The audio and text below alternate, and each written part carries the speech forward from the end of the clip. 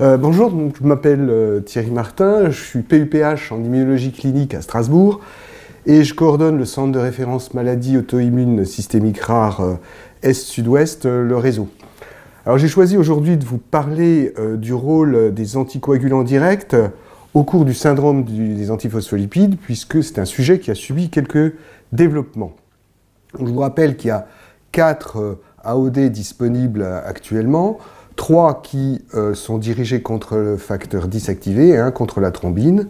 L'essentiel des données actuelles concernant le SAPL concerne le rivaroxaban, donc c'est de lui dont je vais parler. Alors les développements récents, c'est un essai espagnol qui vient d'être publié dans les Annals of Internal Medicine, qui compare rivaroxaban et ABK et sur lequel je vais revenir. Alors pourquoi des AOD dans le SAPL? Le traitement de référence, c'est l'anticoagulation par AVK. Ce traitement n'est pas parfait, il y a un pourcentage de récidive, 2 à 5% par an. Et pour la moitié des cas, ces récidives surviennent alors que l'INR est inférieur à la zone cible. Par ailleurs, la conduite du traitement optimal, notamment anticoagulation classique versus anticoagulation plus intensive, et reste controversée, avec notamment 2 essais qui montrent qu'il n'y a pas forcément intérêt à augmenter le niveau d'anticoagulation. A l'inverse, les anticoagulants directs sont plus faciles à utiliser. Ils induisent une anticoagulation qui est plus constante et prédictive. Alors concernant le SAPL, relativement peu de données sur les AOD jusqu'à récemment, des petites études, des données rétrospectives qui semblaient indiquer quand même que le rivaroxaban pourrait être un peu inférieur aux AVK. Impression qui était étayée par une revue de la littérature qui a été publiée par nos collègues nancéens en 2018. Et puis, fin 2018, l'essai TRAPS est publié dans Blood. Donc c'est l'essai dirigé par Pengo, qui est un essai de non-infériorité qui évalue le rivaroxaban 20 mg versus la warfarine chez des sujets à haut risque, des triples positifs. Et ce sujet, cet essai est interrompu au 120e patient en raison d'un nombre d'événements supérieurs dans le groupe rivaroxaban. Je vous rappelle, 19% versus 3% dans le groupe AVK, donc ceci induit l'arrêt de l'essai. Et les récurrences étaient essentiellement des récurrences artérielles, donc soit des AVC, soit des infarctus du myocarde. Donc l'essai dont je vous parle aujourd'hui est un essai espagnol, multicentrique, ouvert de non-infériorité, avec un design un peu comparable à celui de l'essai TRAPS. 190 patients inclus, donc c'est l'essai à effectif le plus important. La moitié sont passés au rivaroxaban, 20 mg, ou alors le traitement AVK est poursuivi de manière classique, soit avec un INR 2-3 ou avec un INR 3-4 s'il y a eu une récidive de thrombose sous anticoagulation. Le critère d'évaluation principal, c'est le pourcentage de patients avec une récidive thrombotique à 3 ans, et le seuil de signification pour la non-infériorité, c'est un risque ratio inférieur à 1,4. Et bien cet essai est négatif, la démonstration de non-infériorité pour le rivaroxaban n'est pas faite, parce que vous voyez le risque ratio est à 1,8, et si on regarde un peu en détail, on voit qu'on a pratiquement 2 fois plus de récidives thrombotiques dans le groupe rivaroxaban. Alors ça n'est pas significatif parce qu'il y a relativement peu d'accidents, c'est 12% versus 6.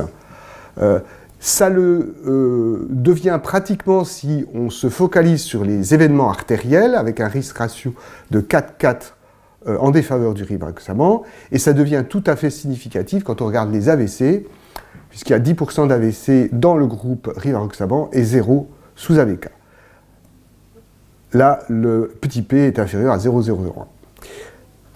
Les hémorragies graves sont équivalentes dans les 2 groupes, donc des résultats qui sont assez comparables à l'essai TRAPS de Pengo, et qui interrogent sur le pourquoi de l'échec du rivaroxaban. Alors ça peut être un problème d'adhérence thérapeutique, donc l'anticoagulation du rivaroxaban n'est pas évaluée. Ça peut être une raison biologique, potentiellement le rivaroxaban ne cible qu'un seul facteur, le dysactivé, alors que les AVK en ciblent plusieurs. Et c'est un médicament qui a une demi-vie courte, ce qui peut être un problème dans un état à risque élevé de thrombose. On peut aussi imaginer que l'inhibition du dysactivé à la posologie de 20 mg utilisée pour la thrombose veineuse est insuffisante pour prévenir les accidents artériels. Donc, ce que cette étude apporte, à mon sens, c'est que le rivaroxaban ne devrait pas être utilisé au cours du SAPL thrombotique. Donc, ça conforte les recommandations de l'EULAR qui ont été récemment publiées et qui contre-indiquent l'utilisation de ce médicament chez les triples positifs. Là, c'est de manière un peu plus globale. Ce qu'on ne sait pas, c'est le niveau de l'anticoagulation, dont je viens de parler, dans le groupe rivaroxaban. Et on ne sait pas non plus, l'étude n'a pas la puissance nécessaire pour déterminer si c'est des sous-groupes de patients, notamment à risque le plus faible, ou des patients qui présentent des accidents veineux isolés, pourraient bénéficier du rivaroxaban. Merci beaucoup Thierry pour cette belle synthèse, ce flash info pour la filière.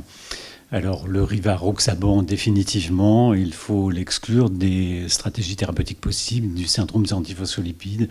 Tu ne penses pas que peut-être les formes veineuses pures pourraient bénéficier quand même de cette stratégie thérapeutique? Alors actuellement, on ne peut pas répondre à la question, hein, puisque la dernière étude n'est pas suffisamment puissante pour pouvoir analyser en sous-groupe.